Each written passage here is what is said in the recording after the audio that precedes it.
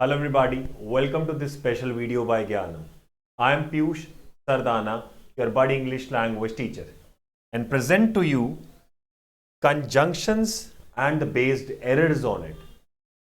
So we all know that conjunctions is a topic that is widely appreciable and widely used in English and especially the competitive exams. The reason behind that is super simple. It states that conjunctions की जब भी बात होगी, it has got enough ability कि वहाँ पर जो मेरा कंजंक्शन वाला पार्ट है वो एटलीस्ट इस हिसाब से सॉल्व हो जाए कि मेरे को पता लग जाए सेंटेंसेस को ज्वाइन कैसे करना है, उनको एक तरह से लिंक्ड फॉर्मेट में कैसे प्रेजेंट करना है, paragraph, comprehension, rearrangement, other stuffs too. तो इन सभी स्टफ्स को कवर करने के लिए what we have in store is this. So एक बार देख लेते हैं कंजंक्शंस और उसके बेस्ड एरर्स का जो लॉजिक है वो क्या है। राइट, अब स्टार्ट करते हैं यहां से। Got the sentence given below and find out whether there is an error in it. The error if any will be in the parts of the sentences which are marked as 1 2 3 4। If there is no error the answer will be 5 of course. No error के बाद के भी आपको पता है punctuation के जो भी एरर्स हैं वो आपको इग्नोर करने होंगे। This comes out to be the first one. As soon as he got the letter, at once started. अब देखो, अभी वैसे मैं अगर इसको हिंदी में कन्वर्ट करूं आपके बिहाफ पे, वो कुछ ऐसा हो जाएगा। जैसे ही उसे लेटर मिला है या मिला था, जैसे ही उसे लेटर मिला था, अब देखना eight once,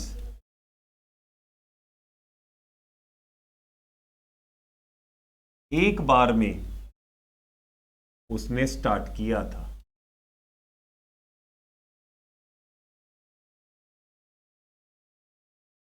right, this is what we get over here. जैसे उसे लेटर मिला था एक बार में उसने स्टार्ट किया था। कहता आप ध्यान से देखना, the moment we talk about as soon as, this has got a nature to talk about the simultaneous actions,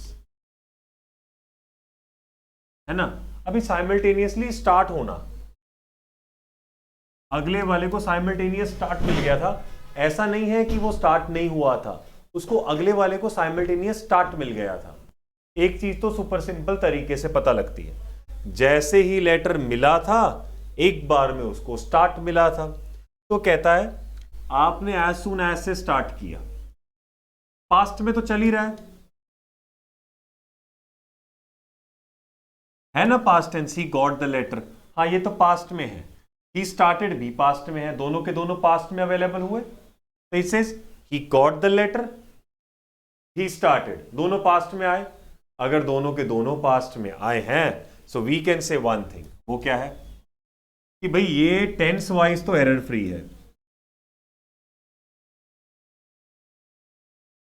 tense का तो एरर कोई है नहीं। Now why do we call like this कि कंजंक्शन और उसके एरर्स जो हैं उनका जो फॉर्मेट है वो डिफरेंट है, वो यहां से पता लगेगा। इसको ध्यान से देखना। कहता है as soon as he got the letter at once he started.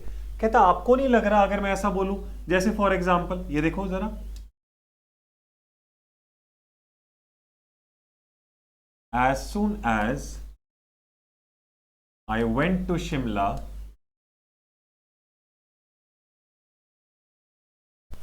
as soon as I went to Shimla, I saw witnessed snowfall.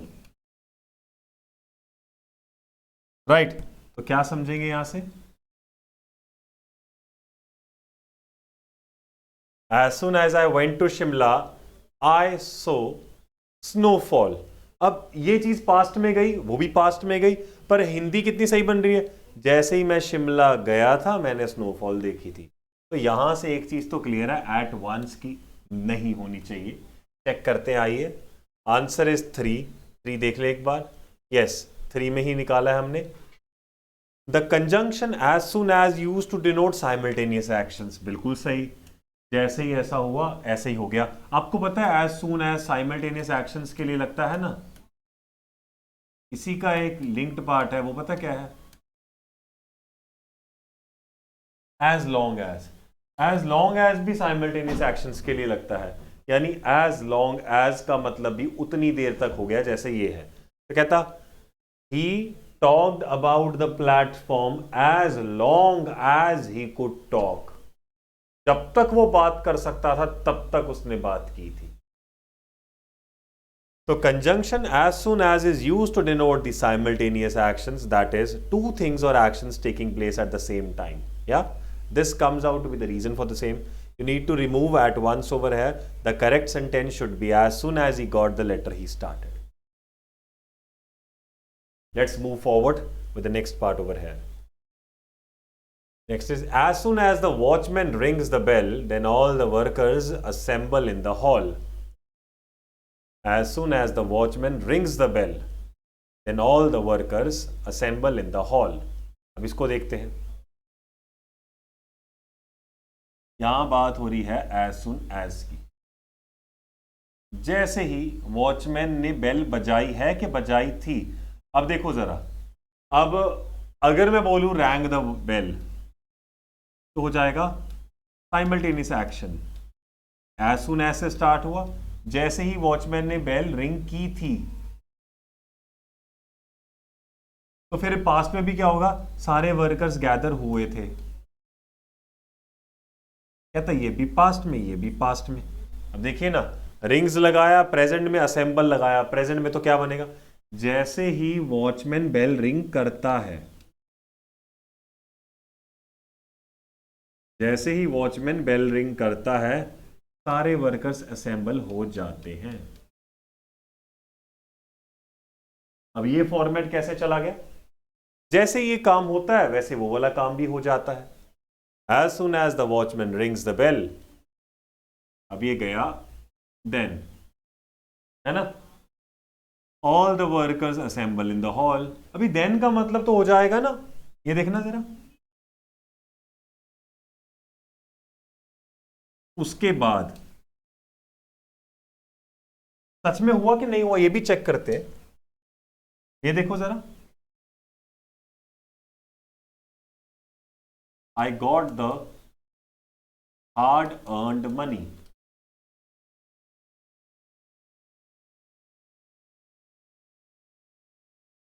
I got the hard earned money, Hindi क्या है, मेरे को मेरा मेहनत से कमाया हुआ पैसा मिला था। I got the hard earned money। अब ध्यान से देखना इसको, I got the hard earned money, ये तो हो गया फर्स्ट पार्ट, मेरे को हार्ड अर्न मनी मिला था, ठीक है। I let's say gave a party। अब ये चीज में मैं देन लगा रहा हूं, इसका मतलब पता क्या हुआ, मेरे को मेरा हार्ड अर्निंग मिला था, उसके बाद मैंने पार्टी दी। तो देन टॉक्स अबाउट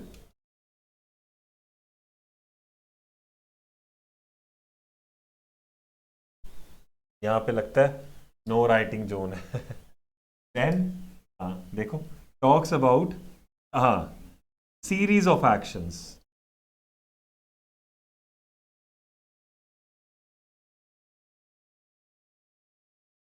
ये बात करता है सीरीज ऑफ एक्शन की, बस इतना सही है। फेयर इनफ, एक बार चेक कर लेते हैं। Answer is two, you need to remove then. Then और then is not used with as soon as long as और सो लॉन्ग एज। जो मैंने अभी आपको एज लॉन्ग एज बताया, उसका सो लॉन्ग एज भी होता है नॉट के साथ। बस as soon as he came the boy open the door, जैसे ही वो आया तो उसने दरवाजा खोला था। Correct sentence here should be as soon as the watchman rings the bell, all the workers assemble in the hall। ये रहा आपका next question. Let's try this one out to everyone. No sooner did the monkey see the tiger when it jumped. देखिए, अब यहां बात हो रही है किसकी, नो सूनर की। ज्यादा टाइम नहीं हुआ था ऐसा हुआ है, लाइक दिस। अभी नो सूनर से सेंटेंस जब भी स्टार्ट होगा, हर बार वो क्या लगाएगा, then no sooner did the monkey see the tiger, फिर उसने जंप किया था, तो क्या हो जाएगा, no sooner did the monkey see the tiger than it jumped। तो पहली बात था then होगा, ये ध्यान रखना, गलती से भी THEN वाला मत लगाइएगा, EN वाला नहीं आएगा, EN वाला आएगा। No sooner did the monkey see the tiger. अब ये डिड द मंकी लगा रहे हैं ना, ये देखिए,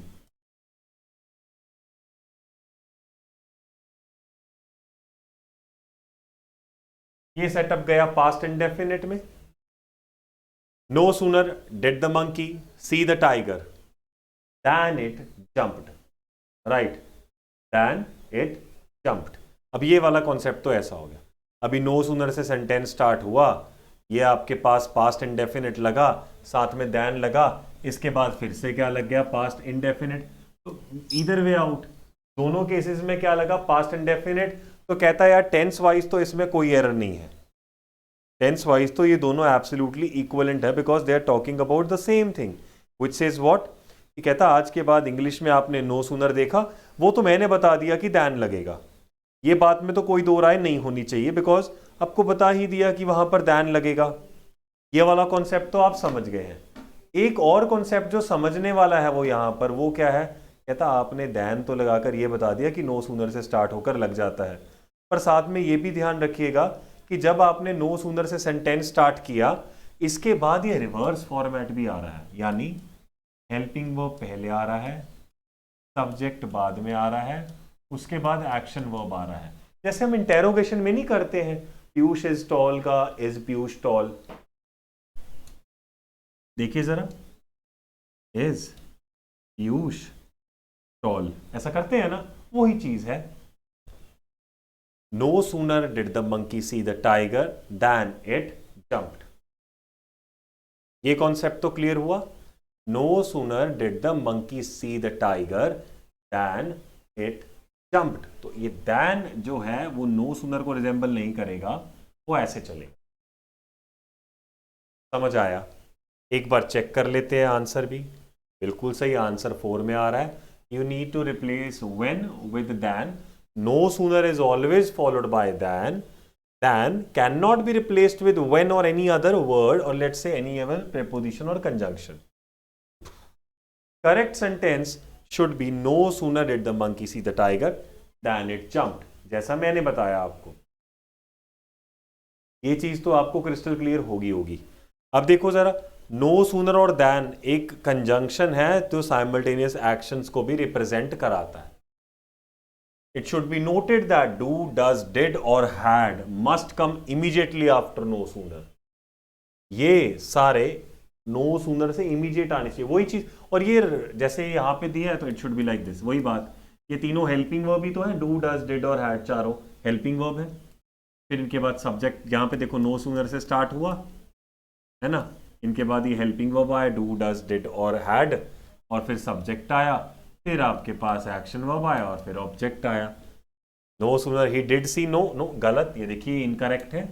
should be, the correct sentence should be no sooner did he see his brother then he stop the car.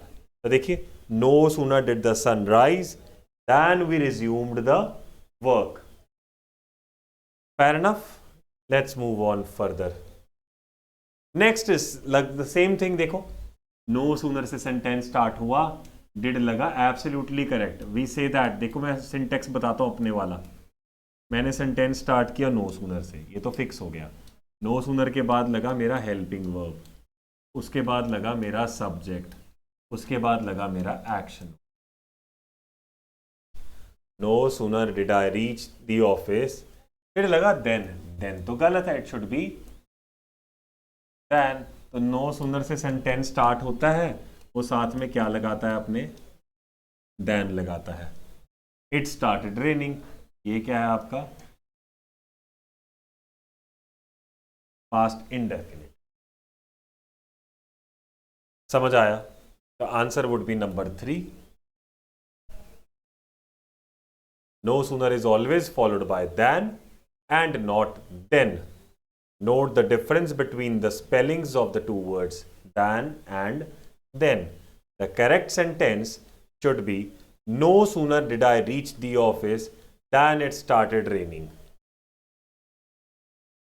Next, hardly had she seen her aunt than she stopped fighting.